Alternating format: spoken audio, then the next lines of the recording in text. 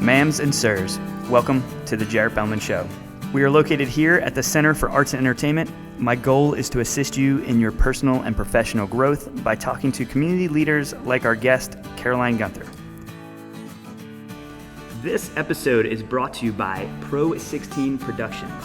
Pro 16 Productions combines experience, passion, and innovation to capture the essence of your projects. Caroline is the owner of WAG, a unique bet boutique here on Main Street in Hendersonville, who recently celebrated her 10th year in business. She is the mom to her two dogs, Winifred and Pokita, and her two cats, Mortimer and Joni Mitchell. She lives in Hendersonville with her partner, John McCormick. Welcome to the show, Caroline. Thank you, Jared. I'm happy to be here. I'm happy to have you here, too. So, 10 years on Main Street. Pretty crazy, huh? It is. It is very, it's not crazy. It's special. It's something really special. There's not a lot of businesses on Main Street that can say they've been here 10 years. And the ones that are well-known and well-respected in the community. So I think that applies to you, that you are well-known and well-respected in our community. Well, thank you very much. And I humbly agree. But I've had to come around to that in the last year and go, oh my gosh, I actually have done this and I should promote it. You should promote it, without a doubt. So how did it start? Tell us the initial, I'm going to start a pet shop on Main Street. How did that come about? Where did that come from? Okay, so I got done with school and I had been in the equestrian industry, and it was in 2008, so we were in the middle of the recession, and basically there were no equestrian jobs. There were a few of them, but they weren't places that I really wanted to go, so I was looking at either banker or bartender, which are excellent jobs, but don't really suit me. So my mother said, well, why don't I give you some of your inheritance and you can start a business instead. And at that time, the pet industry was still showing 21 to 25% growth every year, even through the recession. So that's what I did. And I'd always wanted to do it. I just didn't think I'd be able to do it at that time. And here we are now, 10 years later. Yeah, you took the leap of faith and it paid off, right? It did. So what are some things, let's talk 10 years ago. In 2008, 2010, what are the things that you had to do to grow a presence here? Because you were a young adult, a young professional in an older town. Luckily, pet owners run the gamut, right? So you're not just pandering to young or old or a specific demographic. There's probably a wide variety of demographic. But what did you do to kind of stand out in our community? So again, I was pretty lucky with this. My stepfather is a surgeon in Henderson County. He actually just retired on January 31st, but wow. He knew a ton of people. So I already had a customer base to start with because he was promoting me as his stepdaughter. So I was really lucky with that. And then I also got taken under the wing of Julie Honeycutt, who works for, I just forgot it. I can't help Hope it. RX. That's right. Hope RX. And Julie got me involved with Rotary Club. And so I kind of started there, and then I started volunteering and attending chamber events. I became a chamber member, and I started networking, and that's really what got me to where I am, is knowing people. Yeah, it really is a amazing thing, that the power of who you know versus what you know or how you do something. So 10 years. How were you marketing then that has changed to how you're marketing now? One of the biggest things I've always done is I wanted to give excellent customer service, and word of mouth referrals was going to be a huge thing for me, and that has worked out really well. So I was doing that then, and I'm still doing that now. We always try to be the best we can every day at WAG. We try to keep the store clean. We are well stocked. I'm much more well stocked now than when I first started. Boy, what a difference it is now. And that is something that I have just tried to do, and it's really worked. As far as paper marketing, I've tried various things throughout the years, and I really love a lot of publications, but the word of mouth thing has stood out as the biggest driver of business and different new customers. Yeah, and I think that runs the test of time and the test of platforms. So no matter how you're going to advertise, your marketing can be based in word of mouth, right? So your branding is known because you're known, right? Like, it doesn't matter whether you take an ad out in a paper or you use Yellow Pages like everybody did 10 years ago, or you use social media. That word of mouth is still strong, and people are sharing what you're doing. And I think you've earned that level of trust from our community with our pets to be the go-to place in the community. Yep, I have to agree. Yeah. It's worked out really well, and we do use that through every marketing platform that we use. Yeah, that's great. We promote, like, we really do care. We really do try to do our best for our customers. Pets are family, so it's really important for everyone to have that emotional connection. And so regardless of what form of media we use and marketing we use, we definitely try to keep that consistent. It's the biggest thing. And it makes for a really fun work environment and a pleasant work environment too. Yeah. So employees on Main Street, you bring up a work environment. We all know that the service industry and the retail industry have a lot of turnover. Are you seeing that? Are you doing something different with your employees? Are you keeping them around longer? What have you seen over the last 10 years as far as employment?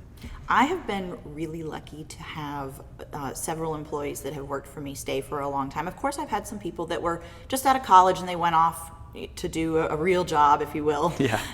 But for the most part, I've had people stay with me 3 or 4 years, 2 years. I don't actually know what the average is. I've had maybe a dozen people work for me over 10 years, which is not that many people. Not at all. Maybe a few extras. Like I have some summer people that are high school students, but I like to let them make a lot of the decisions. I try to facilitate for them what they need to be successful. If they need something from me, if they need me to provide a tangible item for them, I try to do that. If they need support in figuring out a new procedure, I do that, but I really let them be hands-on and tell me what they want to do. They are working on the sales floor every day. Unfortunately, I'm in my office a lot, which is not why I started the store, because it's much more fun to be talking to people every day, but I do spend a lot of time in the office, so they know better than me oftentimes what they need to have a good day-to-day operation and to be successful in their jobs. And I guess that's one of the reasons they've stuck around. Yeah, I think everything you said there was great, except that you said that you were lucky. I think you've done the things and made the choice to do right by your employees. I think empowering them is something that you're underestimating in the way you're saying it. I don't know if you personally underestimate it because you're doing it as an action, but I think that is a lot of the issues with turnover, is that we're not empowering them to own it themselves, and especially with this up and coming generation of workforce, they want to own it, right? They sometimes too much, right? A little bit, but that's good for them to have personal ownership in their jobs and their place of work. Right, and without a doubt. I feel like it's just the way it should be. So it's not something I try to do. It's the way it should be done. Yeah. So, I mean, of course, I put some effort into it, but when you say I aren't taking credit for it, it's because it's just the way it works to me.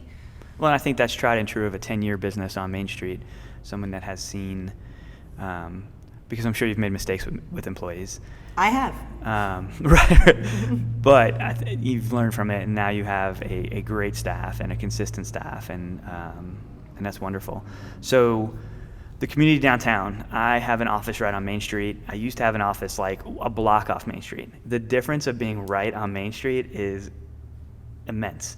So I thought I had an office on Main Street when I was way up on North Main Street, and then coming and being on the 300 block changed my opinion of what being on Main Street is. So how does that change how you operate? Because I could be talking to you and you could have just a retail space somewhere else in Henderson County, but what is special about being right on Main Street? Well, Main Street does have a lot of charm. We all know this. It is an absolutely incredible Main Street. I went to the North Carolina Main Streets conference last year with the Downtown Association, and everybody is just kind of jealous of Hendersonville. We really have like one of the best Main Streets out there in North Carolina, and I would say probably in the United States. Of course, I'm a little partial, but we have people that are Main Streeters that come every single day. We have people stop by with their dogs every day.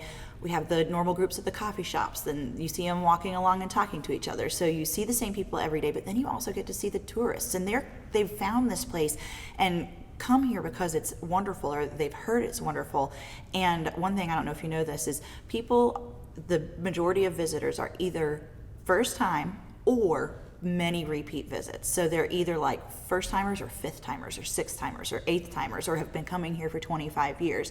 So everybody loves this place so much, and there's a reason for that, and you get to experience the camaraderie of that every day when you're right on Main Street. That's awesome. Yeah, it is a special camaraderie here on Main Street. I love it. It's a family. It is. It really is a family, and it changes the relationship of just someone you're passing down the street and someone you're actually living life with. So we're both on the Downtown Advisory Committee, so we could be transparent in that. A lot of things happening downtown, hotels coming, garages, parking issues. What do you see, though, as the number one obstacle for long-term success on Main Street? If you could have an impact on one thing. Well, I do have an impact on one thing because I'm participating and I'm actively listening, paying attention, and learning about what's going on every day. And that's something I would encourage everyone to do. They can put information out there all day long, and I really think they do. It's on the city's website, it's on their social media, it's available in the paper, they do press releases, but you have to be paying attention. So there is a certain amount of civil responsibility when you live in a community that you need to be paying attention to what's going on if you care about what's happening. Yeah. I think that's going to be the biggest hurdle.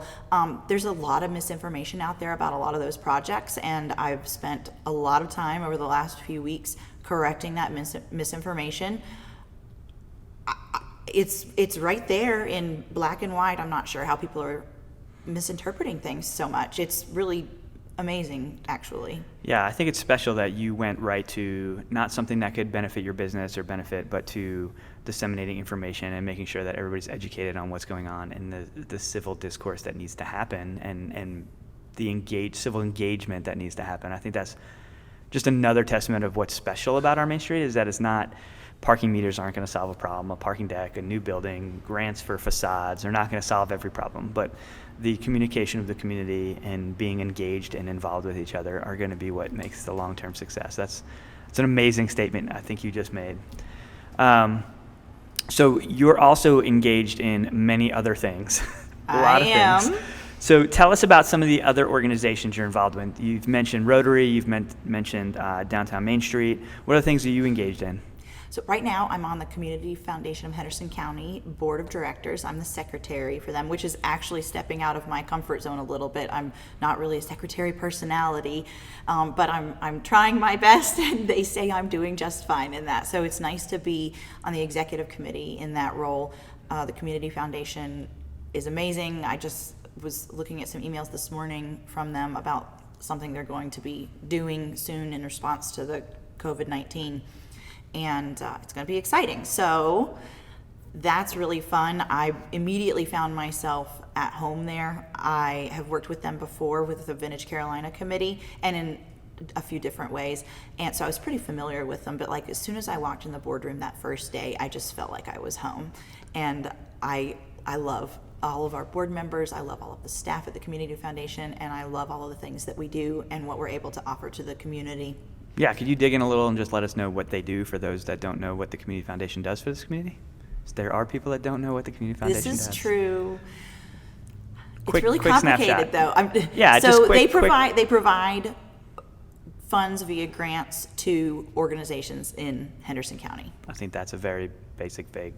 They do a lot, but that's a very simple way to explain. It is. Well, you should look into them. We'll put a link. We'll put a link in where you can check them out. Yeah, and I can talk more about it, but it'll take me like 2 hours to explain it. So, so Rotary, Community Foundation. What else are you involved in? So I'm not actually in Rotary anymore. Okay. I just found that I could use my time elsewhere better, but Rotary is awesome. John is still in Rotary Club, and I have a lot of friends that are in Rotary Club. I kind of miss it sometimes. Yeah, that's how it works. Yep, that is how it works.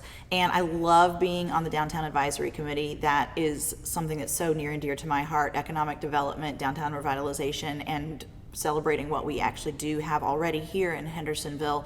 I love that. I also I'm just now off of the Blue Ridge Humane Society Board of Directors, and I was on that board of directors for 9 years. I was the president for 2 years and then immediate past chair, so like 9 years is the absolute max you could possibly serve on that particular board given their bylaws. And when I first started on that board, our budget was like $350,000, and now it's almost $2 million. Wow. And if not just me, it's been a great team. We have a lot more staff. Our shelter is able to adopt out or find homes for a lot more animals. And I'm super proud of everyone for their hard work and that success. It's really something to celebrate. That's awesome. Yeah, it is a great organization. Obviously taking care of pets, which is obviously near to dear to how you live your life and what you do. Is that it? Are we through that? I mean, I say that's it, like that's not a lot of time and effort, because I know you are someone that not only shows up and is on a board, but pours their heart and soul into that board, and usually is a leader on that board. I've never seen you not step in and step up, right? So we know a lot of people that serve on a lot of boards, and some of them serve out of their heart, but don't give their full life to it. And I really feel like you give your full life to those boards. I do. That's really important to me. If we have like an hour-long meeting scheduled, I'm not going to rush it. If we need to stay there for 2.5 hours, I'm committed to this. Like, this is why I'm here. I'm not here to do it halfway. I'm not here to rush things along. I'm here to spend my time doing this because it's something I genuinely care about. So I'm really serious about my boards that I serve on. Positions, yeah. So what would you say to someone who, we've both been involved with young professional organizations. You led or were a leader on a young professionals that wasn't really kind of off the cuff, just young professionals getting together, and you became a leader of that. Again, you stepping into a role of leadership. But what would you say to somebody who's a young professional or new to the community about getting engaged in other organizations and nonprofits, and what would you say step one of that would be? Get involved, start meeting people. Join the chamber if you can. Hopefully your business is already a member of the chamber. Start going to those events. The chamber early on was really instrumental for me. I should probably attend more events than I do now, but I really know a lot of those people, and I think it's excellent. That's a great way to start. Doing a civic organization, doing something like Vision Henderson County, that's a wonderful, wonderful program. The young leaders with the United Way, that is a program that they train people to be board members, and we need to continue training people to be board members so they can step into the board roles as people decide to retire or are maxed out on their board service allotment time. Yeah. So yeah. And I think when you said like get engaged and get involved, I think that by doing that, you realize where you can have impact, and it's a soft feel of what you want to impact, or sometimes you don't know where to put your values. So for me, it was, I joined the chamber and I joined Fletcher Area Business Association, and I quickly got engaged from the board with FABA, the Fletcher Area Business Association, in serving other businesses, and that was where but I didn't know that. And then I joined Vision, and that showed me a bigger picture of our community and all the tentacles that go into things that happen. And from there, I was able to say, oh, wow, downtown is important, and I am downtown. And, oh, there's a city committee for advising that? And you wouldn't know if you didn't get engaged and ask the right questions and meet the right people. So where you say, I'm not showing up to this and that, it's not a need for you right now, right? Because you're serving so many others. And I'm still paying attention, so I still know what's going on. And you're still there. Yeah. You're not you haven't disappeared. Because I'm not there physically doesn't mean I'm not lurking in the shadows and watching everything. And I think that's been the consistent theme here, is that you are engaged, and that we should be engaged as a community, and wherever our heart pulls us. And it doesn't have to be a business organization. It could be pets, right? It could be the Humane Society. It could be young professionals. Whatever it is that you feel you're calling, there's an organization out there that you can serve on. The foundation, the community foundation. You can serve on that board and probably find a million things that you didn't even know were going on in our own community. I have been amazed at the things that I did not know were going on in our community. But I think, to echo your point, be present, be a participant, be active in your role in your community so that you can figure out what's going on and have your finger on the pulse. Yeah, finger on the pulse. I like that. So to end every podcast, I ask 3 questions. All right. So you've heard a couple podcasts already, so you're not as out of the loop as some of the others, but we've added some new ones. So the first one is always, what is the book that has been most influential to you in the last 6 months? So I like to read fiction because it kind of takes me away from my normal day-to-day thing. And I think Excellent. I learn better. I don't do well learning things from books, so I use my reading time for entertainment, and I'm much better as like an in-person learner. When I was in school, if I just paid attention in class, I absorbed most of what was going on. So taking notes has been difficult for me, and reading the text is actually kind of difficult for me. So what's the book? Carl Hiaasen novels. Okay, so which are really fun. They are super entertaining, and you would think like you cannot make this up, but he did make it up. And I think he actually gets weird things from different news sources and stuff. A lot of it's based in Florida. Most all of it's based in Florida. Florida has some wacky things going on. So I think he sees random crazy things and piecemeals a lot of that together. But Carl Hiaasen novels are highly entertaining. That's excellent. Hey, you need to spend your time in your release where it is. That's awesome. I like that. Yeah. What is something over the last 6 months that you've had to say no to? People coming in my store during coronavirus. That is true. Yeah. Shutting your doors down has been a difficult transition.